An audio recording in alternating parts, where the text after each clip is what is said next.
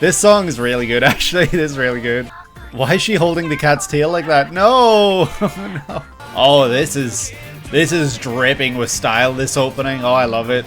Hi, and welcome back to the channel. Today we are going to be checking out 2010's anime. As you can see from the title, I don't know what any of them are. They're all a mystery to me. My friends in the chat over here have compiled this list, and I will be checking it out today. If you enjoy the video, leave a like, subscribe, and comment. Let me know what you'd like to see next. I've got probably retro anime, which would be 90s and before, coming soon. So, you know, look forward to that. But without further ado, I think we will just get straight into this. So like I said, I don't know what any of these are, but we'll find out together. So in 3, 2, 1. It is Steins Gate, okay. Oh, this is very loud. Let me turn it down a little bit. It's in HD, okay. Oh, I like the singer's voice. Singer's got a really nice voice. Have I heard the singer before? So I don't know anything about Steins Gate. I know that that's the main character, the guy. He looks like he's some sort of doctor scientist. Reaching for the moon. Red-haired girl. Braid girl. They're all kind of reaching for something. There's time. It's shown a lot of cogs and clocks so far in the opening, so I don't know if it's kind of like a race against time and like the cogs kind of represent that as well. Oh yeah, okay. This song is really good, actually. It is really good. I don't know. Okay, a flash of a sand timer just now, so yeah, everything's very much about time here. Even when it showed her shadow, it looked like a sundial. A flower, maybe because flowers over time die. I don't know. And I'm guessing that was the cast of characters that it showed right at the end. I wonder if the order that they show up is kind of like reminiscent of the order that they kind of join the party. I don't know what they call it in this. I don't know if it's even a party or it's just like, I don't know. But I think the positioning of the characters is very interesting. You know, we get 1, 2, 3 characters facing right, and 1, 2, 3, 4, 5 characters facing to the left. These two, the girl with the hat on and the scientist looking guy, they kind of always seem to have this space between them, and it was like they were trying to get to each other, but they couldn't. So I wonder if maybe there's some like, because we see a lot of clocks, and they're facing different directions. I wonder if there's some like time issue, like there's, I don't know if there'd be time, what's the word? Time travel. I couldn't think of travel. I don't know if there's any kind of time travel in this anime, or if it's just like more so literally showing like their distance and they're, you know, trying to reach for each other. Time dilation, I guess. Yeah, I guess dilation is kind of more so what I'm looking for, because I don't think it's time trial. Why do I keep saying trial? Time travel, but maybe, I don't know.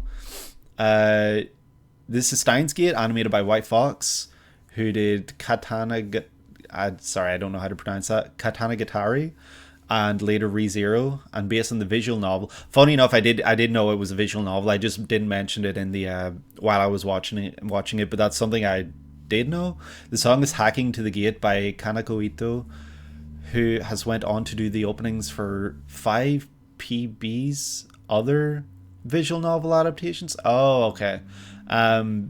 Yeah, this was I love the singer's voice and the instrumentation and everything. This was really, really good. The visual novel was exclusive to 360 back in the day. Really? That's really funny. Because I feel like Microsoft hasn't really had a lot of, you know, Japanese exclusive, you know, product to put in their gaming stuff. So that's an interesting one, that the visual novel is exclusive to 360. But this opening, I thought it was very fun. The whole, you know, aesthetic. I've never seen Steins Gate. I've said this like a million times, but when I picture Steins Gate, I picture like white backgrounds and kind of toned out like colors with the like background like kind of like maybe cogs kind of translucent in the background. Like maybe that's just the poster or something, but I feel like Steins Gate probably is a very very toned down color in terms of color, how it looks. And I think that's really cool because, you know, nowadays it's like kind of like the advent of big, like in your face color. And when I was checking out the 2000s anime, everything was very toned down. Everything was very like dull, dark, earthy, and gritty. Whereas I feel like this is kind of like an in between. So that's really cool to see that like 2010s transitionary period, if that makes sense, between like the 2000s and 2020s. That was back when Microsoft was after Japanese exclusive Blue Dragon Lost Odyssey as other examples. Lost Odyssey, sorry. This is 2011, so the 2000s is still close by. Okay, yeah, that makes sense. But it does still feel like a kind of... It didn't feel as dark, I guess. Like, granted, when I was checking out the 2000s video, there was colors by Flow, you know, Kogias and Sorairo Days. I don't know who the artist was. I can't remember. From Gurren Lagann. So obviously, you know, there were very colorful openings in there as well. But my point being that most of the 2000s openings were very dark and very gritty. And this kind of felt like it's kind of close, but it's moving, if that makes sense. Like the dial is moving, you know, Steins Gate, the sundial. Let me see if I can skim through this, see if I see anything else. Yeah, I like that there's a lot of like almost a spotlight at times on certain characters. I didn't really read the lyrics. Even locked in the past and lamenting the future. Okay, that's about time. It's inevitability that you won't forgive. Miscalculating one speck of dust. The dreams that stretch out forever in the future we imagine. Okay, so I'm guessing there is some like time dilation here. Time is kind of fluid, and they're kind of messing with that. I don't know if like a loved one or something was lost in the past or something like that, because, you know, these two characters are always like, they're showing a lot together, and, you know, just to kind of make that even more obvious, you know, there's a line between them. There's a literal line between them, and they're on opposite sides. I think it's really cool when like they use lines in openings or for imagery in general, because it's a really, like, people might not pay attention to it, but it's, for people who notice it, it's kind of like a really obvious and cool like way to kind of interpret what they're trying to show us. So like they're literally trying to show us that they are on opposite sides of some sort of line, and I'm guessing that line is like time related. But yeah, this is a really good one. Glad we checked this out. And Steins Gate's a series that I know I need to check out. It's very highly rated, and it's something that I would probably enjoy, but that's saying that as someone who knows nothing about it. So if you want me to check it out, you know, let me know. I'll maybe check it out in the future. I've been saying that a lot for stuff, but we'll see. Oh wait, this is Hacking to the Gate. We are going to move on to opening number 2 in 3, 2, 1. Okay, it had to go full screen real quick. Okay, might need to turn this one up a little. Oh, this is Promised Neverland, right?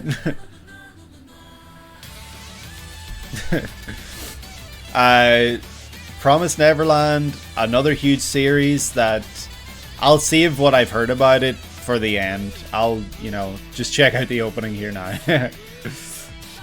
Okay, puzzle pieces. Funny enough, I know now that that's a girl, but I always thought that was like a young boy, the orange-haired character.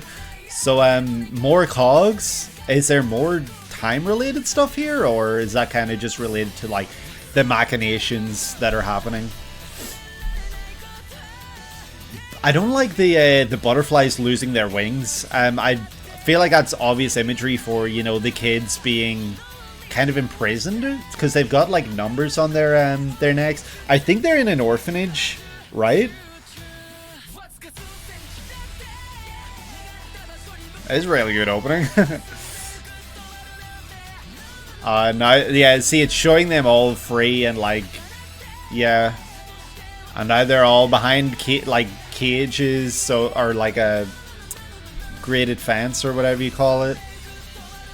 Oh, okay, and then we see the butterfly flying away. Promise Neverland.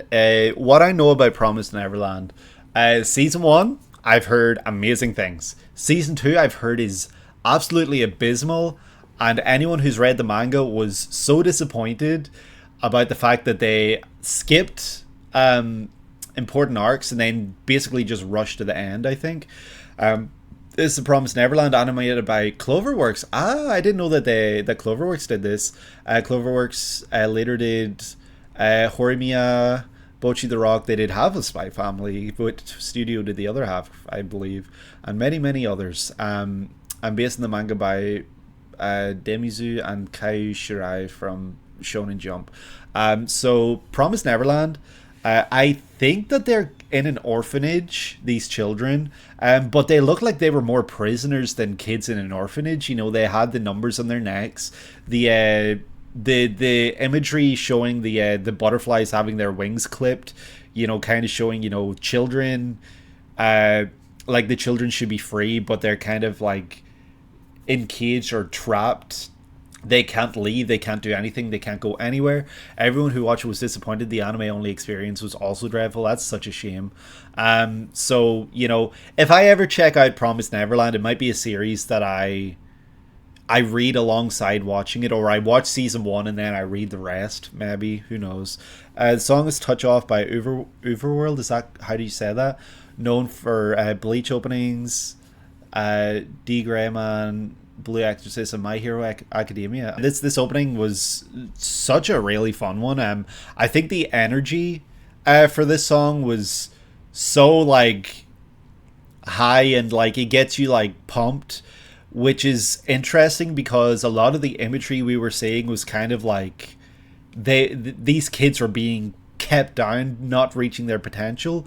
So I wonder if the song's kind of you know, if the song was made for the anime or if it was licensed. I'm sure it was made for it, but if it was made for it, then maybe the idea was to what's the word I'm thinking of? It's not contradict, but it's like opposing like what you're seeing. Juxtaposing, and they're juxtaposing, you know, we're seeing kind of like imagery that's not exactly great. Oh yeah, juxtaposition. It's a very upbeat song for the material. I think they were just doing a juxtaposition. Yeah. So I think what I'm seeing is very much juxtaposing what I'm hearing, which I think is really cool because you know, there are times in the openings still where the kids look like they're having fun, they're smiling, and they're like playing, I guess, or they're swinging, they're jumping, you know, they're doing things that a kid should be doing. So I think it's really cool that they were able to capture that. I don't know anything about Promised Neverland, but when I think about it, I kind of think of Handmaid's Tale. I don't know if they even I don't know if that's like even close or not, but if it is, then that's cool. The maids, they looked very, very bossy. So yeah, we're seeing like them looking out to the distance outside, and you know, they just look like happy kids, you know, who are kind of being okay. So every character has something different in the background. Main character just has like colors. I don't know what that's supposed to mean. This guy has like notes. I wonder if he's been planning a breakout. Or if he's just like a nerdy character. Hand, never lose. I can't read this. The Monty Love, the Monto Love, and then this character has, you know, the cogs in the background. So I don't know if that's representing time or, you know, or you know, the machinations that are in play. But then also, you know, they're just straight up prisoners. Like, there's the lines behind them that's like they're lined up for their photo. Like, you know, what's that photo called? Like when they take a picture of prisoners. Like, this is grim. I don't trust these guys whatsoever because why would they be letting this happen to the kids? and hugging them. I don't believe it. She's hugging the younger ones. I wonder if that's important. The flower turning red and blooming. I'm not sure what to make of that. But then, you know, we see the red string continue, kind of, you know, connecting everyone together. So it's like a red string of fate that, you know, connects them all. But yeah, this is a really, really interesting and great opening. I think that it's definitely piqued my interest more in Promised Neverland, because it's yeah, like a mugshot. Exactly. Sorry for going back. Jigsaw puzzle for the white hair boy. Oh, okay. So yeah, I think this is a really fun one to check out. I think that it's piqued my interest more than it had or initially, because Promised Neverland, I heard great things about season 1, but then season 2 kind of like threw me off the scent entirely, and I just didn't hear anything beyond that then. We are now going to check out opening number 3 in 3, 2, 1. Okay, we're very colorful. Lot of blue. Okay, ice skating. Is this Yuri on Ice? It's the only ice skating one I know of.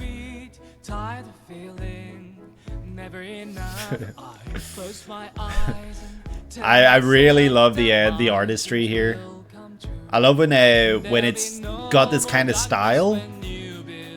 I don't know what this kind of style would be called, but it's very it almost looks unfinished, but it definitely is on purpose. So I love this style.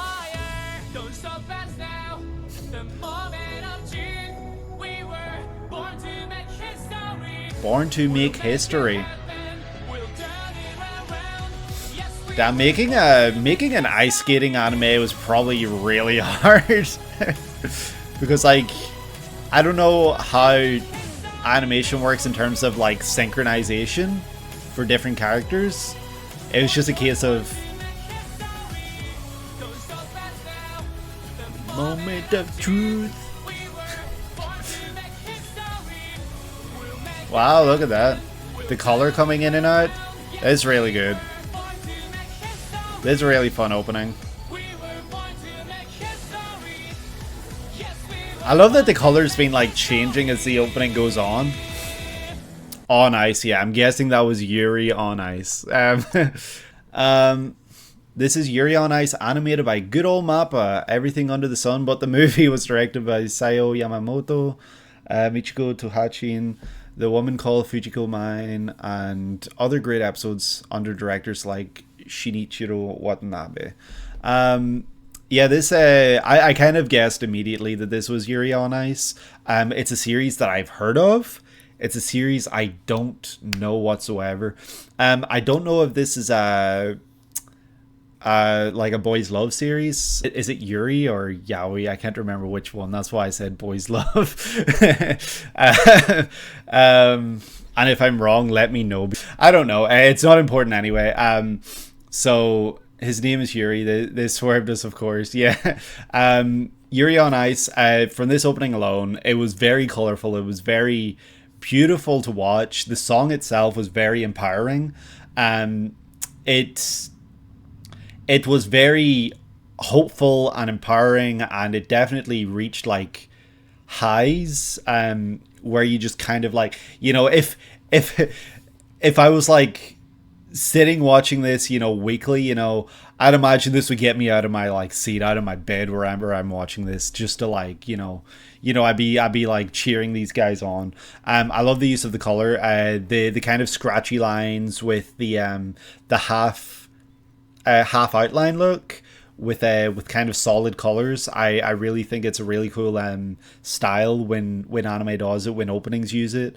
An example, it's not exactly the same, but it's kind of similar, that it reminds me of that first ending of Jujutsu Kaisen, you know, Lost in Paradise.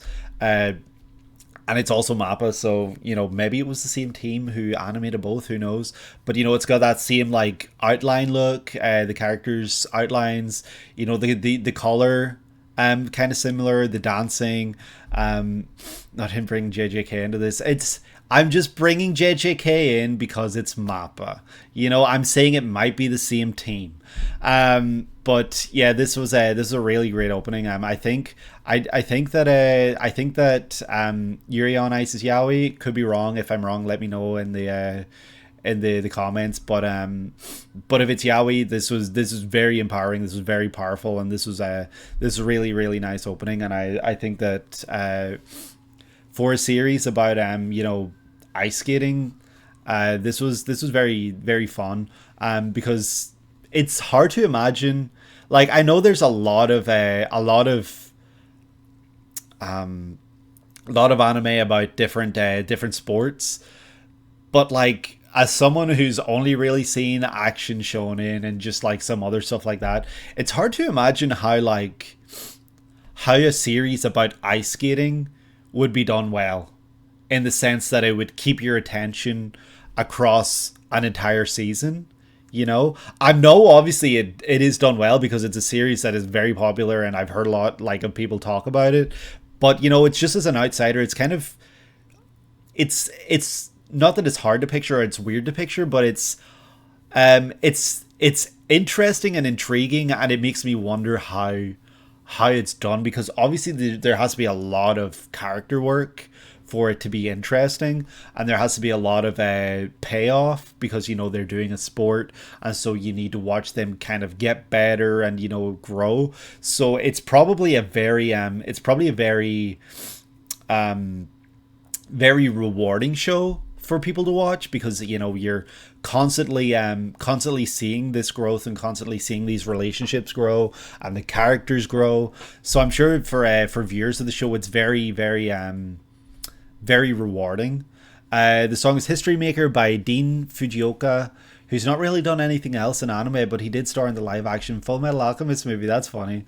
And there's actually another critically acclaimed manga about ice skating called The Medalist. It's getting an anime this year. Interesting. Oh, next year. Shonen Battle Fan discovers that sports anime exists. I know sports anime exist, but I've never seen one. The closest I've seen to sports anime is Spy Family, because they have a whole tennis episode. Oh wait, no, isn't that like 2 episodes? 2 or 3 episodes about tennis, and they have the dodgeball episode as well. So that's the closest I've seen to sports anime, and I know that's a big, you know, fault on my part. I need to check out some sports anime. I've heard great things about Haikyuu. I know that Slam Dunk is a huge influential series, and you know, it's very, very favored by a lot of people, and you know, there are others as well. I off the dome I can't like think, maybe even Yuri on Ice, but yeah, sports anime for me is a huge, complete like unknown altogether. But even boxing, like I like boxing, but I've never seen the likes of Ipo or Joe. You know, I've never seen either of those. So you know, I really do need to eventually check out some sports anime. Yeah, these have all been great so far. I'm looking forward to seeing what comes next. But we are going to check out opening number 4 in 3, 2, 1. Okay, blood dripping. The don't recognize this yet.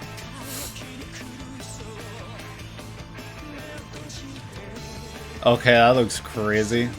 I like the being shrouded in darkness, but then light is kind of intercepting, so I wonder if that's symbolic. She is a cool design. I like her design a lot. Okay, birds representing freedom. Never mind. One of the birds was just turned into a crow somehow, sucking down your love.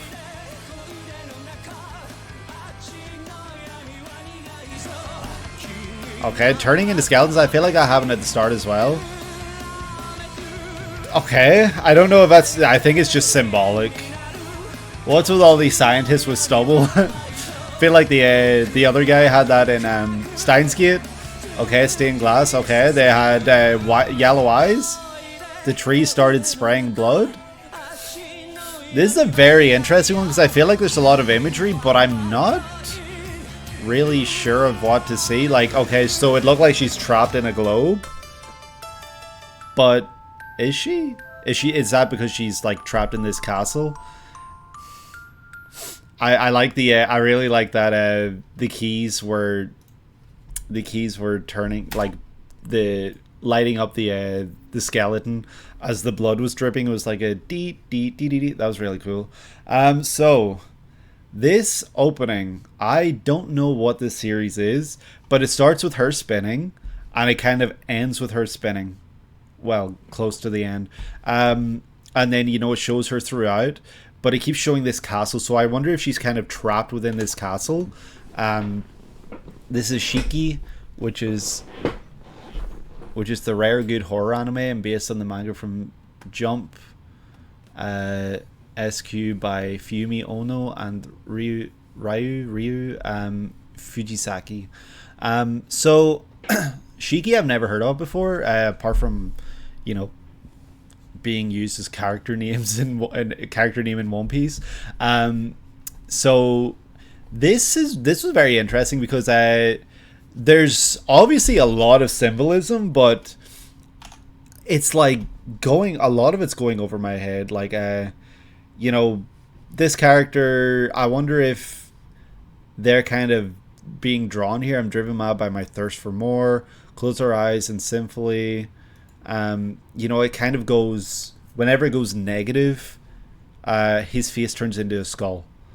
So I don't know if there's this, like, I don't know if it's kind of playing this this thing of like, all right, let me just cook, okay? So theorizing, maybe this group of friends go into this mansion, you know, as like a little haha, we're going into a haunted mansion, and they start to get haunted by literal spooks. You know, like this girl, and like I think that it showed like more characters that were similar, and you know, it showed, I think it was her spinning, so it looked like she was kind of like a little doll that was being used for entertainment. You're reminded of the show a lot when watching Midnight Mass. Interesting. It looked like she was being made to you know, entertain. You know, she's spinning in a globe. You know, she's trapped. So I wonder if she's kind of like a tragic kind of figure where you know, she does this bad stuff maybe to the crew, but you know, she kind of has this really sad backstory. I don't know. I'm just spitballing. I think that the use of you know, oh, oops, my bad. The use of showing, like, the use of color was great here because, you know, we did get a lot of darkness, but it kept getting intercepted by light, and the light is character outlines. So I'm not able to picture who these are, and I don't know if they kiss here. I think they do. So that's interesting. I wonder if these are, yeah, I don't know what to think of that actually, or what to make of that rather. The white birds, you know, freedom being transmorphed into like these demonic birds was very, you know, very interesting. You know, it's kind of maybe showing that you know, it could be representing that the character who, you know, I was theorizing was being trapped. She was good. She was, you know, like, life was good until she was trapped there and kind of transmorphed, and then she turned into this being. I wonder if that's what it's kind of representing. The red sky from Bloodborne, or the red moon from Bloodborne, turning into an eyeball is cool, of course. Reminds me of like a shot from End of Evangelion. But yeah, this was a very visually interesting opening. I think that I think it's definitely got a lot more in there that I didn't pick up on. Like, what's with the stitches in his face just now, and the like, is that just supposed to be representing the stubble? But yeah, a great opening, very fun song, very visually interesting and beautiful, and the use of color was great here.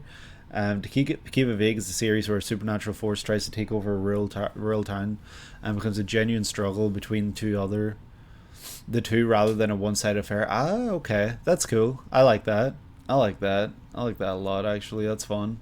Yeah, this would be a fun one to check out because horror anime manga, I feel like, is one of the hardest series to get right. You know, because you really have to nail it.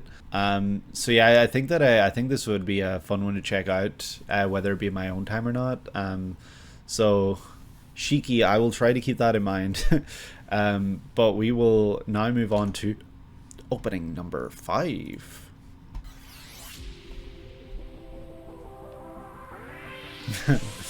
Sound waves into the sky. This is loud. This is like a the look of the background and the beats in the background kind of remind me of caramel dancing. Is that a big sword? That you're just a tool. And that's why she looks very sad and depressed. And the faint light hitting her face. And she's just standing out in the dark. Okay, playing piano. Umbrella. Resident Evil. Why do they all look so sad? What is happening here?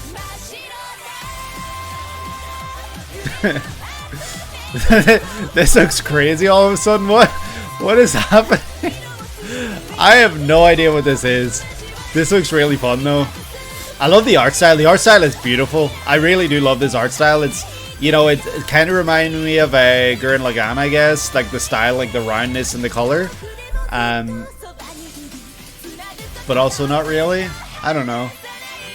It's very colorful. It looks very fun, but it also has a lot of emotion, it seemed. This one, I have no idea what that was, this series. But this looks like a really, really fun series. So, you know, we start off, the music is, you know, club jam beats, right? Like, you know, you'd hear this in a club or something. But then the visuals don't exactly match that. The visuals are very, very dark, very sad looking. The characters definitely look like they're going through a lot personally, mentally, and they're experiencing a lot of things. You know, maybe this is a kind of coming of age story. You know, where the characters are kind of going through a lot and growing, if that makes sense. I don't know. It looked like there was action towards the end. You know, I thought I saw like a big sword near the beginning, when like she was standing on top of something. We see a lot of flashy like color towards the end as well when it's showing like all the action stuff. So this is a very interesting one because, like I said, at the beginning, like this shot right here, I don't know why this shot makes me think of caramel dancing. Oh, Flip Flappers. Okay, it literally says the name of the series right there. I've never heard of Flip Flappers before. But you know, we see a lot of like this looks like a big sword. Maybe it's an umbrella though, because we did see a lot of umbrellas. It's very dark. She's looking out into the distance, looking for something, and then bright lights again, and then she's in the bed with some light hitting her face. She looks very sad. You know, the rain kind of reflecting on her face and body and stuff. More bright lights, and then you know, she's out in the rain, looking very sad. But then this guy's just playing piano, and this girl over here is playing double bass, I believe.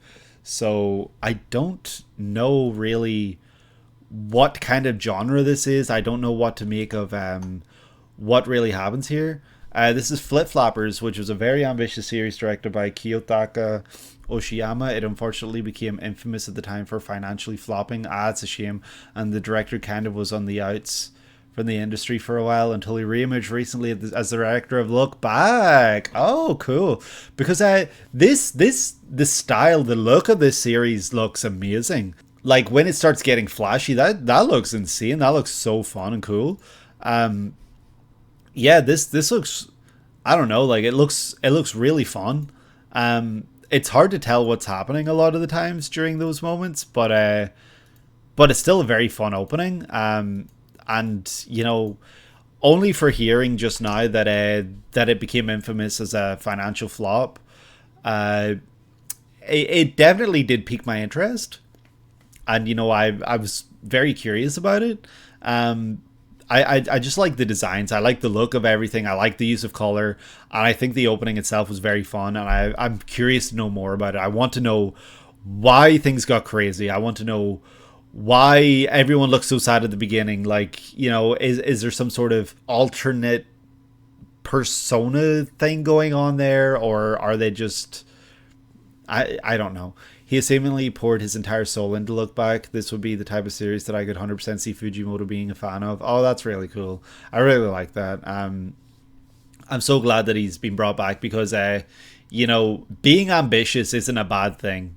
So being kind of shunned out of the industry for being ambitious, that's really sad. Like, that's really actually sad. So I'm really glad that he's able to return to prominency. It's hard making original anime out here. Oh yeah, I can imagine, or I can't imagine rather. Yeah, there's some that have done it well, and so, but most series are definitely anime or manga original. I'm gonna turn the light on because it got really dark. I don't know why it got so dark all of a sudden, but yeah, this was a very fun one. I think that I would be interested in learning more about this.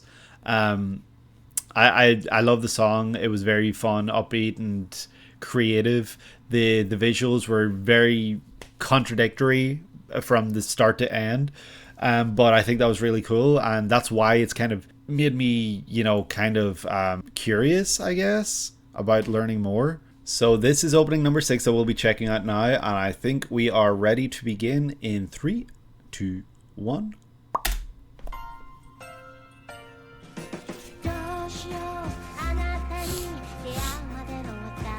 This is a lot slower than the previous one. Nice change of pace. Not that the pace of the last one was bad, it's just, So I'm guessing this is very slice of life. Looks slice of life.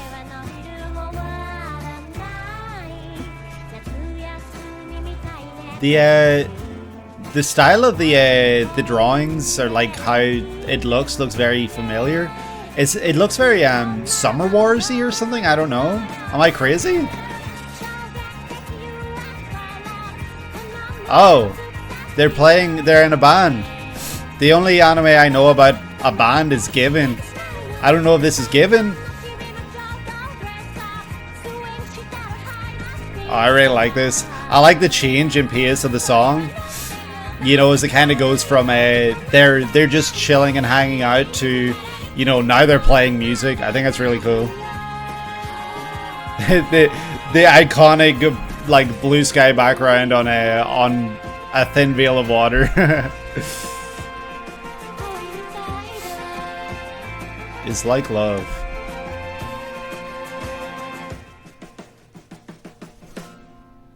Oh, that was really cute. That was really cute opening. So yeah, that was opening number 6. This is Kids on the Slope, produced by MAPPA when they were still ambitious, New Kids in the Block, and directed by Shinichiro Watanabe, Bebop, Shampoo, Space Dandy. Oh, interesting. I think that this one was very, very fun. It was very very slice of lifey. So I'm guessing that it's slice of life. I've not really seen many slice of life anime, unless you want to count like Spy Family as slice of life. Other than that, the visuals were beautiful. I do love that like look, like the style of kind of thin lines and stuff. And I think that the song itself was very very, very beautiful as well. Like it took a slower pace at the beginning, and kind of worked its way up, and then it kind of hit like a triumphant height. And when it was kind of reaching that triumphant like moment, it started showing the our characters, the kids on the slope, if you will, playing their instruments. They're in a band. So I think that it was very well done in that sense, that the visuals and the song itself worked very hand in hand with one another. The shot right here, where is it? Just this shot here. This reminds me of that one shot from Tokyo Ghoul. He's sitting on the chair, and also Kingdom Hearts 3 when Sora, is, I'll not spoil, but Sora, if you know, you know. So I think that's cool. I also think that the fact that like the character designs like she looks very different compared to everyone else. I think that's pretty cool. I don't know if that's intentional or if I'm just like looking at it wrong. but yeah, that's fun. I think that this was a very triumphant and very upbeat and kind of, yeah, it was very, very fun and very cute. I'm not sure if they're just friends or more, from the way they're running here, together at the end. But whatever it is, this looks like a very fun anime. This looks like a very fun series, and I think it's definitely a very, very great use of pairing song and visuals together. Like this was great. The song is Sakamichi no Melody by YUKI, known for her work on Honey and Clover and March Comes in Like a Lion. Oh, okay. Neither of those series I've seen before, but I think they're probably slice of life. No, I don't actually know though. Of course, since it's Watanabe, Yokukano, the three previously mentioned, Wolf's Rain, Escaflowne, Darker Than Black, does the music for series. Okay, that's cool. I like it when you have like a director with composer that they kind of work with a lot, because that way, while the works are all different, the direction might be familiar, and it's cool then when the what you're hearing also sounds familiar. Shonen fan discovers slice of life for the first time. Come on, bro. I've seen Spy Family season 1. Call me a break. But yeah, this was very beautiful. I think that this was a very, very great opening. But I'm now ready to move on to the next one, which would be opening number 7. 3, 2, 1. Black screen. Okay. Nichijou, I recognize this. Don't know anything about it though. But speaking of slice of life, I believe that's what this is. It looks so sassy. I wonder if these are clips from the episode or clips from the series in general, like those little clips that were in the middle. It's very fun. The style for this anime is very unique, and I think it's really cool. I really like the style. Why is she holding the cat's tail like that? No! No. Why has she got a... Is she like a maid or a robot? Like...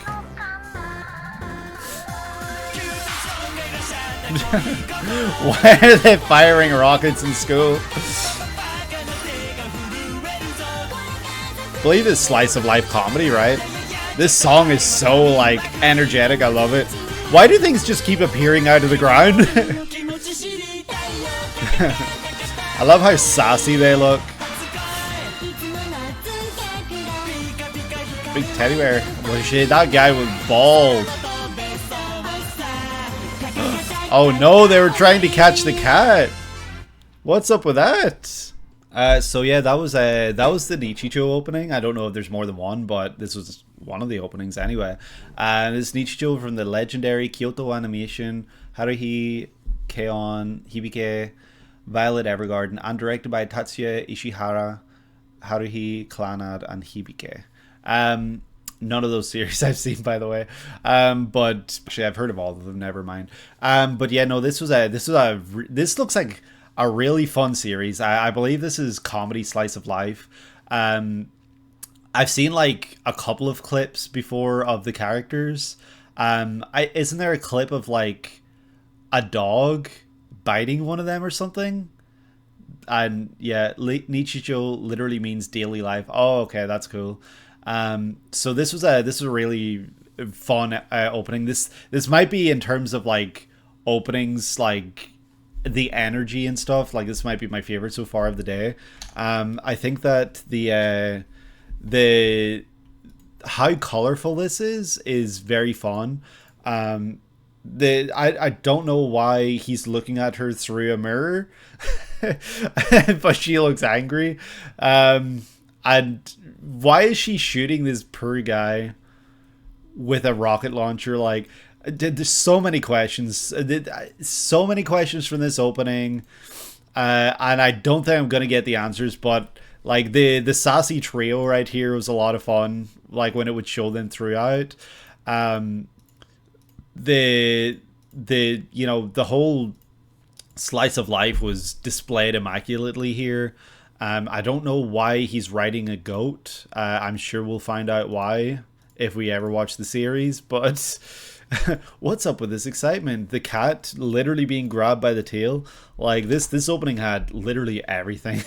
This opening had the visuals, it had the song, and it had fun. Like this was really fun to watch and really fun to check out. Oh, my voice crack. Holy shit. This is really fun to check out. I need to drink more water. But it's left me with a lot of questions. Like I don't know if there's like an overarching story within Nichijou, or if it's kind of just, you know, like typical slice of life, you know, everything like that. You'll see clips of the series all over the joint. I've seen the clip of the principal suplexing the deer edited for the NBA. I don't know that clip, but that's crazy. Yeah, this series, it's one that looks like anyone would enjoy this. Like you couldn't watch this and not laugh, not smile, and have fun. I don't know if it's for everyone, in the sense that you know, not everyone's gonna be on board with watching a slice of life. You know, some people are just here for action, some people are just here for romance. You know, everyone has their thing, and if slice of life isn't your thing, maybe this wouldn't be your thing. But from what I've seen, the comedy looks like it kind of sets this series apart from others. And that's really fun and interesting. I think that the characters look like a lot of fun. The character designs are immaculate. Yeah, I'm very, very interested in Nichijou, but I don't know enough about it because I've been from watching this opening. It was not vague, but it was very much. You'll be in the know if you watch this. If you don't watch this, you're not going to know a thing that's happening. It was very out of context feeling, if that makes sense. But yeah, I do think we're ready now to move on to opening number 8. We're just going to jump straight into this one in 3, 2, 1. Let's turn it down a little bit. Play.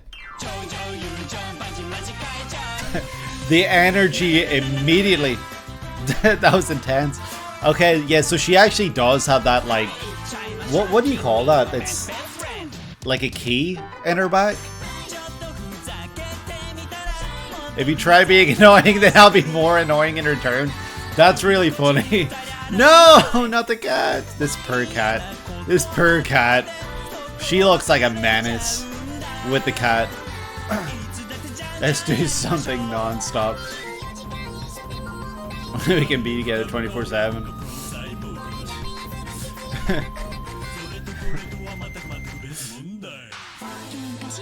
Okay, I thought it was gonna go up, but it went a little lower. Even when we want to be alone, we are next to each other. She's shooting out of her hand.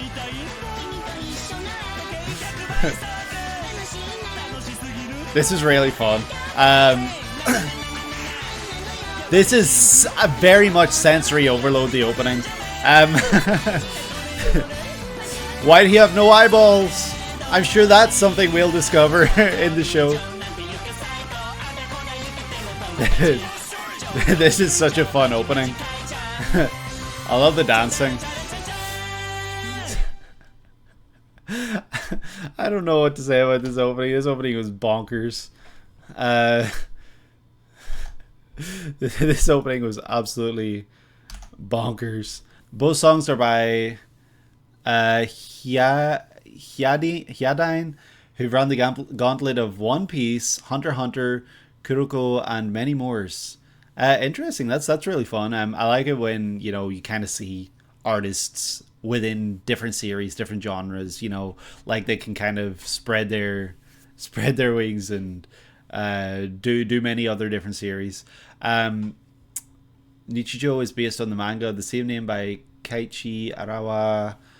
Kyoto Animation just announced today they'll be adapting their next manga called City next year, and that's cool.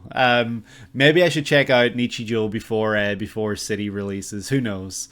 Who knows if that'll happen? But maybe. This opening very much was the sequel to the previous opening, where it was sensory overload, so much happening, so much energy, so much fun, and the lyrics were hilarious. The lyrics, definitely played into that slice of life, what a slice of life is. We're always together, even when we want to be alone, blah, blah, blah. But, also, like, where is it?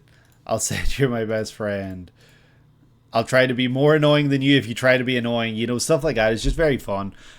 We get to see a lot of the character personalities in this one. The first one probably showed a lot of it too, but I feel like this one maybe showed more so of like what the characters actually feel like, what they're like as you're watching the series. But yeah, this opening was immaculate. I think that the fact that it slowed it down in the middle definitely went against what I was expecting, which I appreciated, because it could have just stayed that high energy the entire song. But I think that bringing us back down again just to bring us back up, kind of works more for the opening's favor, because keeping us up there the whole time, there's more pressure to provide, like in terms of like the visuals and stuff. The announcement was a huge deal because this is a very beloved series from back in 2011 that unfortunately also somehow flopped a bit back in the day. Interesting, because I've heard a lot about the series, not like in terms of like what it's about or what happens in it, but I've heard a lot of people talk about it. So people have been chasing after the next Nichijou for the past decade until today, it seems. Thankfully, that's fun. I like that. But yeah, I think that the song was so much fun. I love the energy that they provided. I think that for a series like what I'm seeing in these visuals, it had to be like that. It had to bring the like just kind of like chaotic energy. The whole use of color again. And the visuals definitely matched what we were hearing, and again, perfect. It's like these two the two openings that I've checked out now are like perfect for what I expected from this series, and also representing like what I'm seeing and hearing. Like both visuals and song are perfectly like smushed together. Like they're the perfect like match for like one another. I think that's really fun when it happens, and I think perfectly matched. So this was a really fun opening.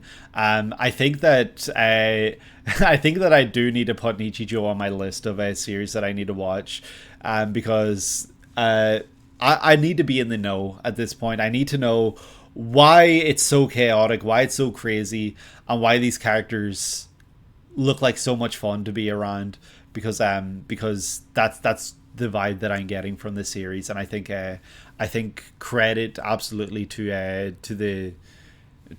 the producers or whoever provided these openings. So great job to them. If you guys are enjoying, leave a like, subscribe, comment, let me know what you'd like to see next from me.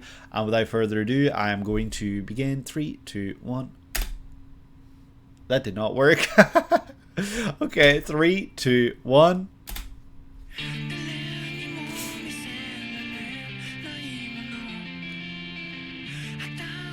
Is this TK? Sounds like TK.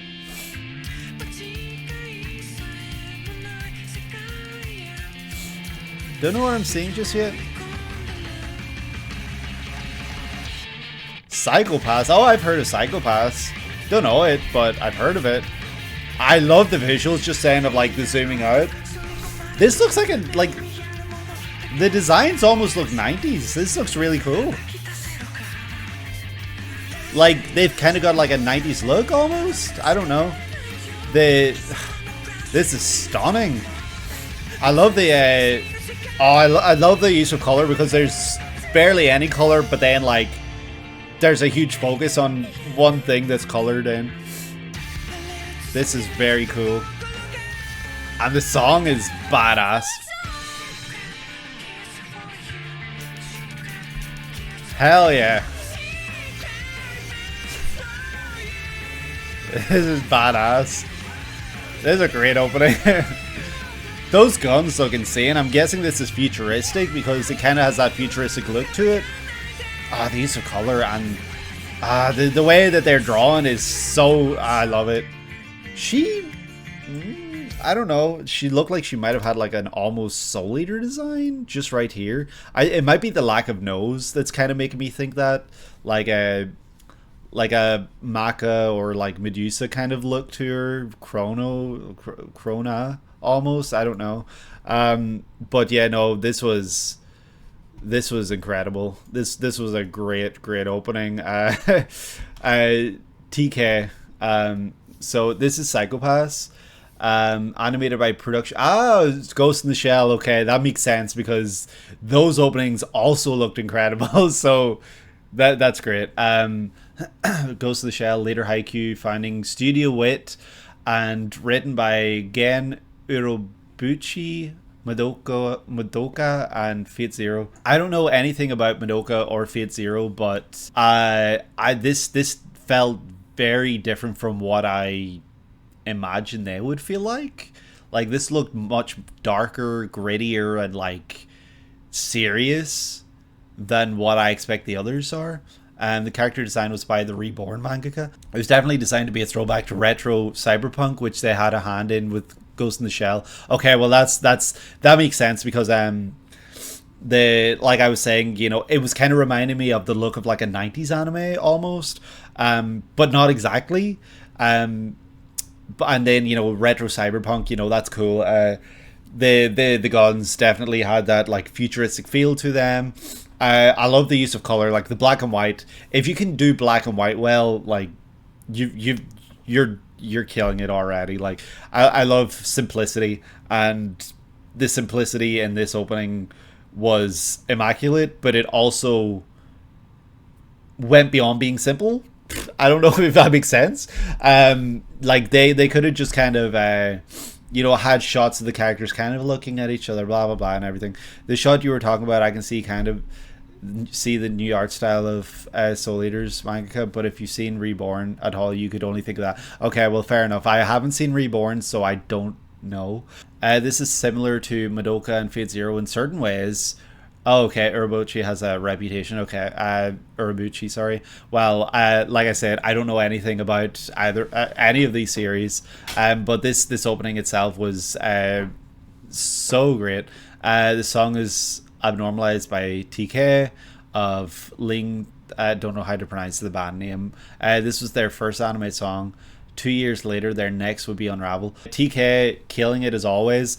Is this TK stand like by himself, or is this like the band? This was from 2012. Shit, that long ago? That's crazy. I would have imagined that TK's first anime song was Unravel, but you know, I know nothing. I'm a newbie to this sort of thing. The visuals, loved them. I did get that. I guess it makes sense that this is done by Production IG, who did Ghost in the Shell. I think it's cool that you know, they've been able to continue doing series that might have been inspired by Ghost in the Shell. Like it's the same animation studio who's handling, you know, this. But yeah, beautiful, stunning, immaculate. Loved it. Loved the song. Love the visuals. I need to learn more about, or not that I need to learn more, but I pretty much everything I've checked out today has made me very curious about the series, because Psychopaths, I've seen like the name thrown around before, but I know absolutely nothing about it. I would never have imagined it was a, cyberpunky type of show. I would have just thought it was like a psychological show with the name Psycho in the title. But yeah, I'm curious to learn, or I would be curious to learn more about the series. This is a way for Production IG to have their own Ghost in the Shell, essentially, since Ghost in the Shell is ultimately based on a manga, so not owned by them. Yeah, that's fair enough. But yeah, I don't know what the reception for the series was like, but from what I saw today in this opening, very, very, very interesting, very intriguing, and very much something that I would like to learn more about. Oh, it's a very highly acclaimed series. Oh, well, that's good to know then. Yeah, maybe I should check this out. So we are now ready to check out opening number 10, which looks like it might be Psycho-Pass again. I'm not actually sure, but that's what I'm going to guess. But we will begin in 3, 2, 1. It is Psycho-Pass, okay. Oh, this is dripping with style, this opening. Oh, I love it. It's the color. Color is like, I'm a sucker for color. Like, you do color well, and oh yes, okay. This is a really sick opening, actually. Holy shit, this is incredible. Holy shit. The eyeballs even. This is absolutely dripping with style and visually, it's so good. She's kind of had that like different color effect go through her, so I'm not sure what that's representing. The cigarette burning as the bullet flies past was sick. Okay, they're behind a chain fence. Wonder if they're trapped or like caged away, or kind of like trying to reach something.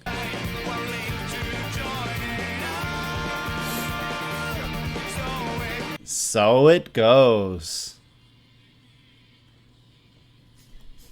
Oh, he's come into color now. Okay, he's been black and white across 2 openings, and he's just now come into color. That was sick. I know I said earlier the Nichijou opening might have been my favorite of this video, but no, this one takes the cake. This was an absolutely incredible opening. This, yeah, one of your favorite openings of all time. I can see that. This was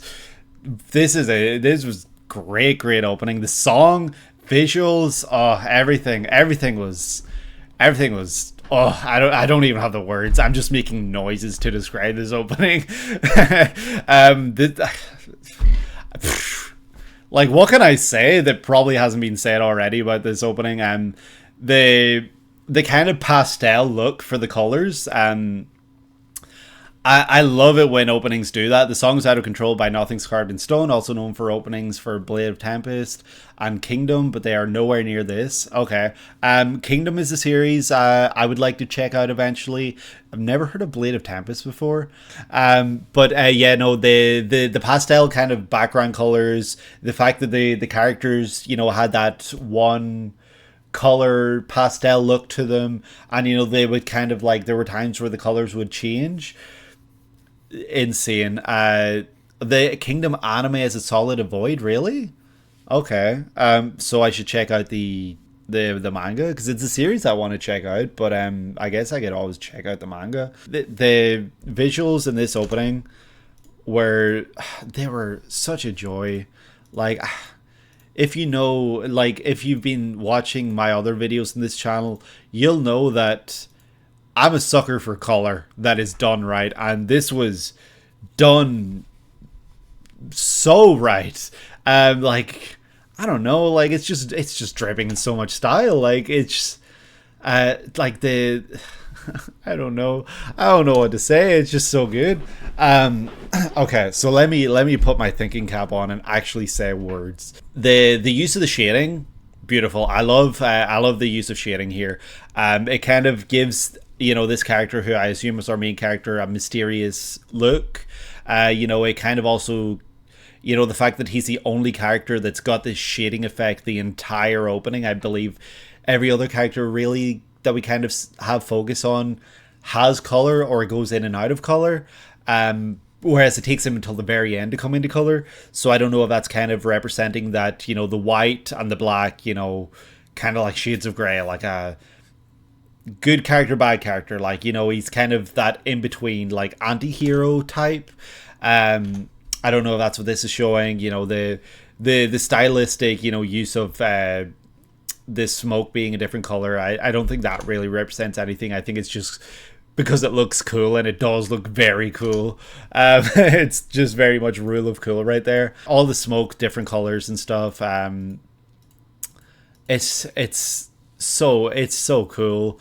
You know, the guns again, you know, showing that cyberpunky look.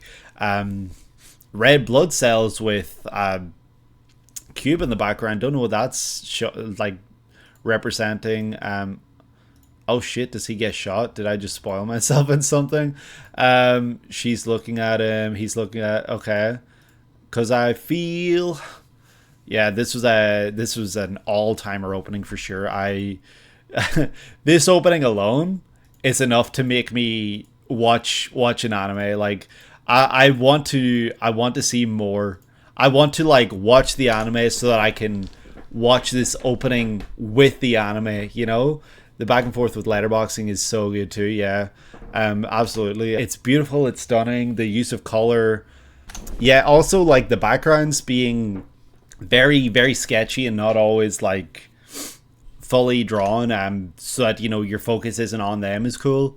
But you know, the fact that they're there as well, I like, so that, you know, it's something that you'll see. This is a 1,000,000 out of 10 opening for sure. I will gladly eventually one day watch Psycho Pass with a big smile on my face when I get to watch this opening with the anime, because I need to see it again. It's like that Naked Hero by Vondi. I need to watch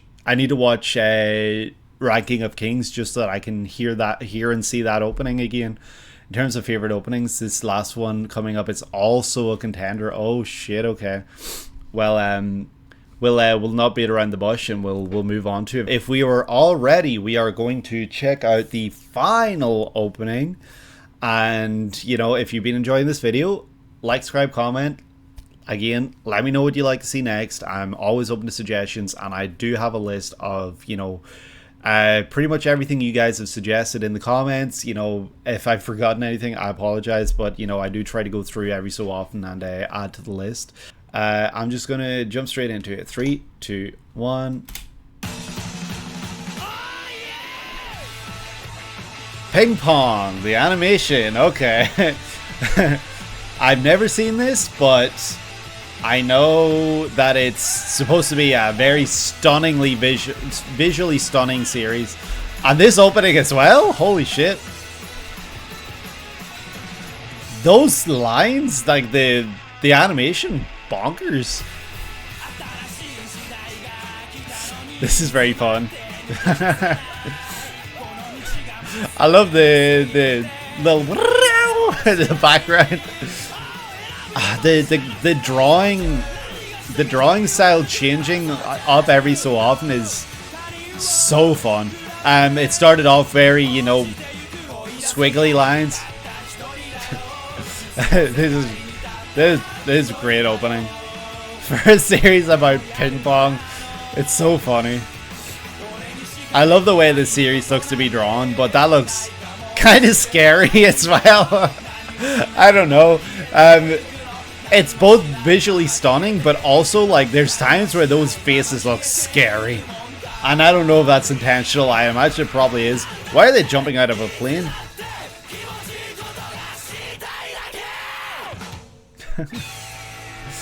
Blowing gum.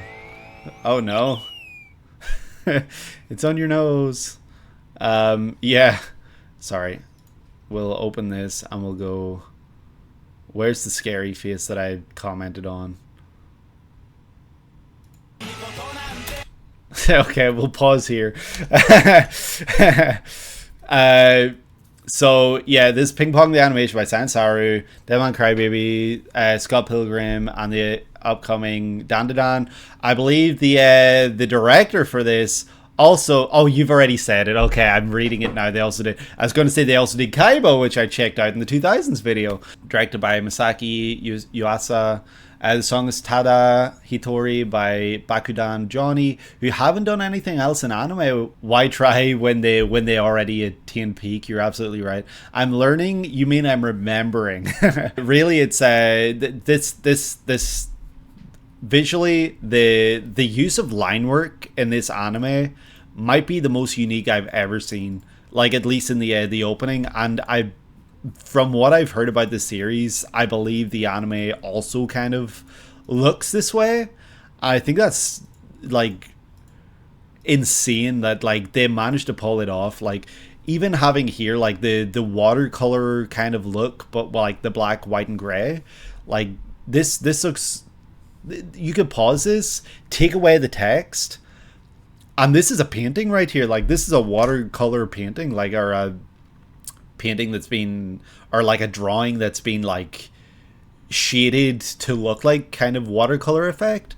It's incredible. The use of the song as well, just keeping you constantly hyped, you know, reaching levels of you know, your head is banging. It's a lot of fun. I don't know really what I would expect in terms of like what I would feel if I was checking out this anime. Like, I don't know if it would be one that's kind of character focused. I'm not really learning that from this, because it was a high emphasis on just the ping pong, which, you know, obviously it's called Ping Pong the animation, but I don't know if it's kind of character focused. I don't know if there's main characters, or if it's literally just like a ping pong tournament, and, you know, we kind of follow all the characters in the tournament.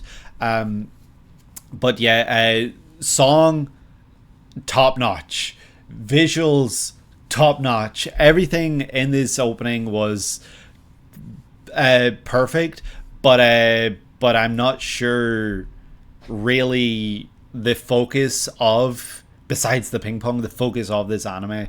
It's also based in the anime of the same name, by Taiyo Matsumoto, who's a very critically acclaimed manga artist for works like Take on Concrete, Number 5, Sunny, and of course Ping Pong. Funny enough, Sunny is one that I do want to check out. I have it, I think, on my manga list to read. And that makes sense because I've seen kind of like some of the covers of Sunny, and that style, yeah, it makes sense. It's like what I see in this opening. It's kind of like the characters have that style, like face, you know, look. But I've never heard of the other series. And I thought Ping Pong the animation was an anime original, if I'm being perfectly honest. The series is incredibly character focused. It's a very intense drama. Okay, I see. That's something I don't know if I would have picked up from this opening, and it's something that I didn't know about the series. So like, that's fun to know. And like, I do really from what I've seen from trailers of Dandadan, I really want to check out a lot of Science Saru's other stuff, or at least like what the director has also done. So it's a combination of all-time direction and source material, aka one of the best of the decade. Yeah, I mean, I even being Science Saru alone, you know, like I could see that. But I do want to really check out some of the other Science Saru material, like Devilman Crybaby, something that's been on my list for a long time. Ping Pong the animation, something that I think would be fun to check out, and I do want to watch. And then obviously Dandadan's coming up. I've read Dandadan, but I'm really looking forward to seeing the the adaptation. Oh, you will.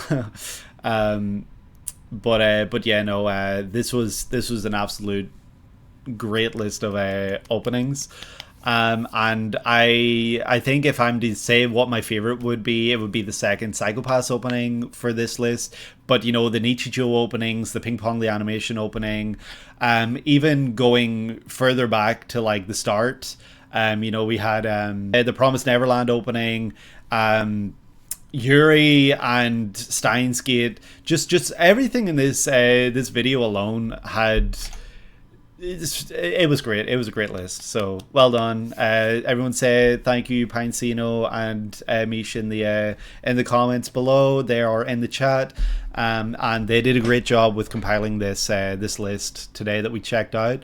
So you know, if you guys want to see more, I will be checking out retro anime. Oh, you supplied nothing this one? Okay, I thought you might have had a hand in Nichijou or something like that. So yeah, good job to Pincino. And we will probably be checking out the retro anime next openings. So that will be sometime soon. And that is, like I said, anything from 1999 and before. So you know, if you don't consider 90s retro, well, that's kind of like what we're going for. So we're doing 20s by decade, and then just a huge like retro like playlist. But you know, if you guys want to see that, you know, stick around, subscribe, hit the bell so that you know you're always alerted when, you know, I post more videos. Follow me on my Twitch at twitch.tv/Jasmer, so that you can be alerted when I go live, and follow me on my Twitter, which is X now, at /Jasmer_tweets.